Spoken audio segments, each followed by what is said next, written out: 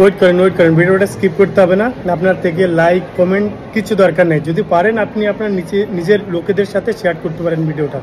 তাই এই ভিডিওর মধ্যে আমি বলতে যাচ্ছি যে কিভাবে প্রতিদিন আপনারা, যারা গরু খায় না তারা গরু খাচ্ছে, যারা শুয়োর খায় না তারা শুয়োর খাচ্ছে। প্রতিদিন যে সমস্ত খাবারগুলো আমরা প্রতিদিন খেয়ে থাকি বা ব্যবহার করে থাকি, তাদের মধ্যে কিভাবে শুয়োর বা গরু মিশানো হচ্ছে এই ভিডিওর মধ্যে আমি বলতে যাচ্ছি। তা ভিডিওটি মন দিয়ে শুনবেন।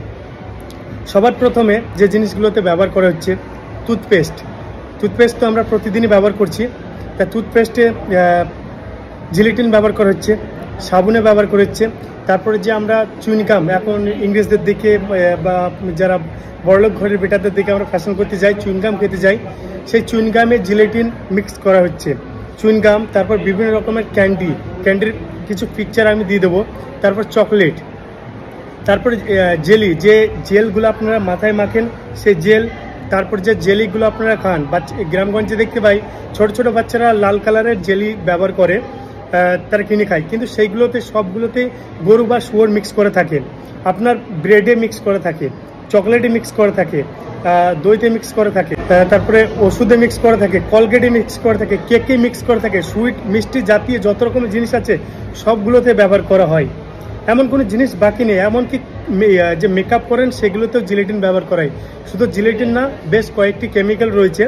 সেই কেমিক্যালগুলো শুয়োর বা গরুর যে চর্বি বলেন, চামড়া বলেন বা হাড় বলেন, এইগুলোকে গলিয়ে তৈরি করা হয়। আর জিলেটিন বলতে, জিলেটিন আপনার শুয়োর বা গরুর চামড়া থেকে, স্কিন থেকে বা চর্বি গলিয়ে জিলেটিন তৈরি করা হয়। এছাড়া আরও বেশ কিছু কেমিক্যাল রয়েছে। এখন আপনার মনে হতে পারে যে ভাই কিছু কিছু খাবার রয়েছে যেগুলো আমাদের দেশে তৈরি হয়, সেগুলোতে তো এগুলো তো মিক্স করে থাকে না। ভাই খাবার তৈরি হয় কিছু, ঠিক আছে, যে কেমিক্যালগুলো ব্যবহার করছে সেই কেমিক্যালগুলো কিন্তু বাইরের দেশ থেকে নিয়ে আসা হয়।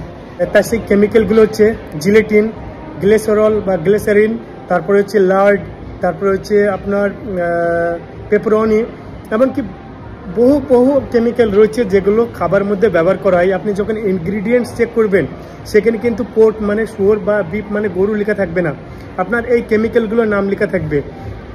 তারপরে নাম্বার দিয়ে যখন ইনগ্রিডিয়েন্টস চেক করবেন সেখানে নাম্বার দিয়ে থাকে।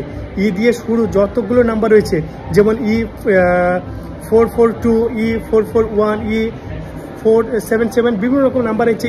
নাম্বার দিয়ে শুরু।